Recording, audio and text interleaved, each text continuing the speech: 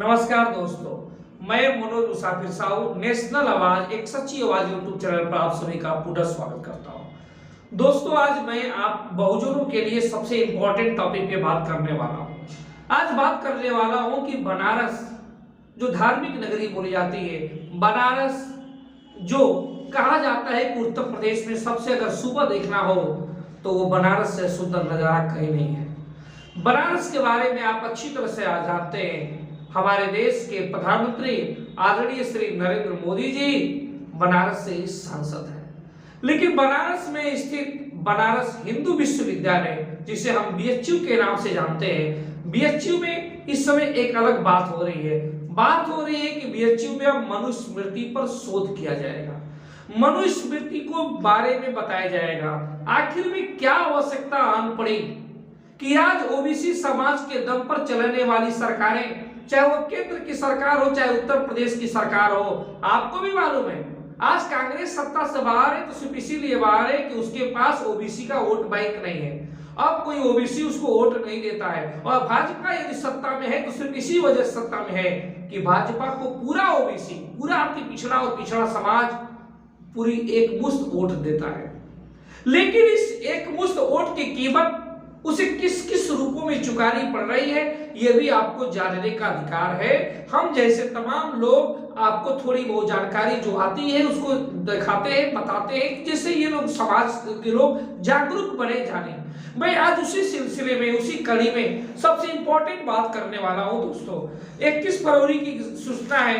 21 फरवरी के आपने पेपर में कटिंग में पढ़ा भी होगा कि उत्तर प्रदेश के बनारस हिंदू विश्वविद्यालय के अंतर्गत संस्कृत विद्या धर्म विज्ञान संकाय के धर्मशास्त्र मीमांसा विभाग ने 21 फरवरी को मनुस्मृति की भारतीय समाज पर प्रयोज्यता 21 फरवरी को मनुस्मृति की भारतीय समाज पर प्रयोज्यता नाम के प्रोजेक्ट के लिए फेलोशिप का विज्ञापन दिया था। इस प्रोजेक्ट को 31 मार्च 2024 तक पूरा करना है, लगभग लोकसभा के चुनाव से पहले। अब लोकसभा का चुनाव में उसी के आसपास होगा, तब तक इस प्रोजेक्ट को पूरा करना है। मनुस्मृति पर शोध होगा और आपको आश्चर्य होगा कि इस मनुस्मृति पर शोध के लिए जो शोधार्थी होंगे, जो विद्यार्थी होंगे, उनको प्रत्येक माह 25,380 रुपए की धनराशि, फेलोशिप राशि भी दी जाएगी। छोटी मोटी 2-4 हजार रुपए नहीं साहब, 25,380 रुपए की धनराशि प्रत्येक माह। ये जो भी शोधार्थी होंगे, जो भी इस पर शोध करने वाले छात्र छात्राएं होंगी, उनको दिया जाएगा। अब आपको ये भी मालूम होगा कि मनुस्मृति में शोध करने के लिए किस वर्ण व्यवस्था के छात्र होंगे, किस जाति से छात्र रखे जाएंगे। ये कोई बताने की बात नहीं है कि मनुस्मृति पर शोध होगा, उस पर ओबीसी रखे जाएंगे, एससी रखे जाएंगे, एसटी रखे जाएंगे या सिर्फ जनरल रखे जाएंगे। ये सब कोई बताने की बात थोड़े, आप सभी लोग समझते हैं। और उस शोध पे फायदा जब होगा, उनको इनकम भी मिलेगी 25,380 रुपए का, तो एक प्रकार से उनको रोजगार किसको मिलेगा? ये सरकार किसको रोजगार दे रही है? ये सरकार कोई मंदिर के ट्रस्ट से पैसा नहीं देगी। नहीं, इस गलतफहमी मत रहिएगा कि किसी मंदिर का ट्रस्ट का पैसा उनको दिया जाएगा शोधार्थी को। नहीं, भारत सरकार अपने कोष से पैसा देगी। मतलब वो पैसा आप सभी का होगा, एससी का भी होगा, एसटी का भी होगा, ओबीसी का भी होगा, सबका पैसा होगा। अब आगे की बात समझिए। इसके बारे में जो बात की गई, तो आपको मालूम है बीएचयू के अंतर्गत धर्मशास्त्र मीमांसा विभाग के जो विभागाध्यक्ष हैं प्रोफेसर शंकर कुमार मिश्रा साहब ने कहा कि ये कोई नई बात नहीं है। शंकर कुमार मिश्रा साहब साफ शब्दों में कह रहे हैं कि ये पढ़ाई होती रही है और इसको होना भी चाहिए। इससे लोगों को जानकारियां मिलेगी, तमाम अच्छी बातें जानने का अवसर मिलेगा। दरअसल साफ शब्दों में कहें तो ये जो सरकार है ओबीसी के दम पे बनी है, एक प्रकार से मनुस्मृति के माध्यम से जो ब्राह्मणवाद है उसको बढ़ावा दे रही है। जो ब्राह्मण वर्चस्व है उसको पूरे जन समुदाय में स्थापित करने का प्रयास किया जा रहा है। उस दौर में साहब मनुस्मृति पे शोध की बात हो रही है जिस दौर में रामचरितमानस की कुछ चौपाइयों पे विवाद छिड़ा है पूरे देश में, जिस दौर में आरएसएस के संघ प्रमुख है मोहन भागवत जी, उन्होंने कहा कि जातियां पंडितों ने बनाई। उस दौर में जहां पर उन्होंने कहा कि हमारे धार्मिक ग्रंथों में कुछ बीच बीच में लोग आकर उस धार्मिक ग्रंथों को अपने हिसाब से मूर्त रूप दे दिए। इस टॉपिक में मोहन भागवत की क्या बात है उस पर मैं नई वीडियो में डिस्कस करूंगा डिटेल में, लेकिन फिलहाल मैं मनुस्मृति पे जो शोध हो रहा है बीएचयू में उसकी बात कह रहा हूं साहब। अब आगे की बात समझिएगा। उसमें कहा जा रहा है यही वही मनुस्मृति है जिसको B.R. अम्बेडकर साहब ने, भीमराव अम्बेडकर साहब ने, बाबा साहेब ने 25 दिसंबर 1927 को जला दिया था मनुस्मृति को। आज फिर से भीमराव अम्बेडकर की बात कर ले, ज्योतिबा फुले की बात कर ले, रामस्वरूप वर्मा की बात कर ले, ललई की बात कर ले, पेरियार साहब की बात कर ले, सभी की आत्माएं निश्चित रूप से दुखी होगी जब ये बात सुनेंगे कि मनुस्मृति फिर से पढ़ाने की बात हो रही है, फिर से शोध करने की बात हो रही है, वो भी कहीं और नहीं प्रधानमंत्री के संसदीय क्षेत्र में। तो इससे बड़ी विडंबना इस देश की कुछ नहीं हो सकती। अब आप कहेंगे कि साहब आप मनुस्मृति का इतना विरोध क्यों कर रहे हो, विरोध में बातें क्यों कर रहे हो? मैं विरोध में बातें नहीं कर रहा हूं। मनुस्मृति को थोड़ा सुनिए, जानिए कि मनुस्मृति के अंदर क्या क्या चीजें लिखी गई है। लिखी बहुत सारी चीजें गई है, मैं दो चार बातों आपको इंडिकेट कर रहा हूं, दो चार बातें उसकी बता रहा हूं। मनुस्मृति में कहा गया है कि 10 वर्ष के ब्राह्मण को 10 वर्ष के ब्राह्मण को 90 वर्ष का क्षत्रिय, 90 वर्ष का वैश्य या 90 वर्ष का शूद्र पिता समान समझकर उससे प्रणाम करे। मैंने कहा था ना ब्राह्मणवाद, ब्राह्मण वर्चस्व की बात होगी। तो कह रहा है मनुस्मृति में एक लाइन है कि 90 वर्ष का अगर ब्राह्मण हो, 10 वर्ष का भी ब्राह्मण हो, तो 90 वर्ष का दूसरा व्यक्ति, दूसरी वर्ण व्यवस्था के लोग उसे प्रणाम करें। फिर आगे कह रहा है जिस देश का राजा शूद्र हो उस देश में ब्राह्मण निवास न करें, क्योंकि शूद्रों को राजा बनने का अधिकार नहीं है। ये मनुस्मृति कह रही है, संविधान नहीं कह रहा। संविधान तो इसकी उलट बात कर रहा है।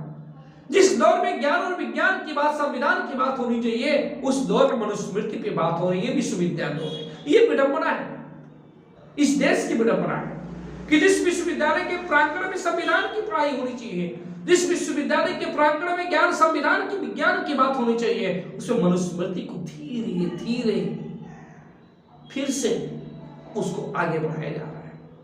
अब आगे की लाइनों में पढ़ता हूं मनुस्मृति की। यदि कोई शूद्र ब्राह्मण के विरुद्ध हाथ या लाठी उठाए, कोई शूद्र ब्राह्मण के विरुद्ध हाथ या लाठी उठाए तब उसका हाथ कटवा दिया जाए, और अगर शूद्र गुस्से में ब्राह्मण को लात से मारे तब उसका पैर कटवा दिया जाए। समझ रहे हैं ना? फिर आगे कह रहे हैं इस पृथ्वी पर ब्राह्मण वध के समान दूसरा कोई बड़ा पाप नहीं है, अतः राजा ब्राह्मण के वध का विचार मन में भी ना लाए। कुछ और लाइनें हैं, सुनिए ध्यान से। शूद्र यदि अहंकार वश ब्राह्मणों को धर्मोपदेश करे, अगर शूद्र कोई बहुत सोच रहा है कि मुझे नॉलेज है, ब्राह्मण को समझाना चाहे, तो उसके लिए कहा गया है शूद्र यदि अहंकार वश ब्राह्मणों को धर्मोपदेश करे तो उस शूद्र के मुंह और कान में राजा गर्म तेल डलवा दे। समझ रहे हैं कि नहीं? अगर आप कोई शूद्र हैं और अगर ब्राह्मण को उपदेश दे रहे हैं तो शूद्र के नाक में और उसके मुंह में, कान में गर्म तेल डलवा दीजिए। आगे की बात समझिएगा। यदि कोई शूद्र किसी द्विज को गाली देता है तब उसकी जीभ काट देनी चाहिए। यदि कोई शूद्र किसी द्विज को गाली देता है तो उसकी जीभ काट देनी चाहिए, क्योंकि वो ब्रह्मा के निम्नतम अंग से पैदा हुआ है। शूद्र के बारे में बताया जा रहा है, ब्रह्मा के निम्नतम वर्ग से पैदा, वो अंग से पैदा हुआ है। आगे की लाइनें सुनिएगा। ब्राह्मण को चाहिए कि वह शूद्र का धन बिना किसी संकोच के छीन ले। छीन ले, मांगे नहीं, छीन ले।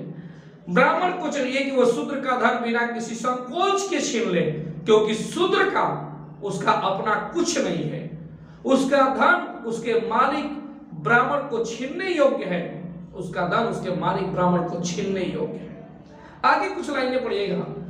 जिस प्रकार शास्त्र विधि से स्थापित अग्नि और सामान्य अग्नि दोनों ही श्रेष्ठ देवता हैं, उसी प्रकार ब्राह्मण चाहे वो मूर्ख हो या विद्वान, दोनों ही रूपों में श्रेष्ठ देवता है। ब्राह्मण श्रेष्ठ देवता है, चाहे मूर्ख हो चाहे विद्वान। आगे की लाइन है, शूद्रों को बुद्धि नहीं देना चाहिए। कह रहे शूद्र को पढ़ाओ लिखाओ नहीं, बुद्धि मत दो। शूद्रों को बुद्धि नहीं देनी चाहिए, अर्थात उन्हें शिक्षा ग्रहण करने का कोई अधिकार नहीं है। कुछ ऐसी भी बातें तुलसीदास की चौपाइयों में भी है, रामचरितमानस में।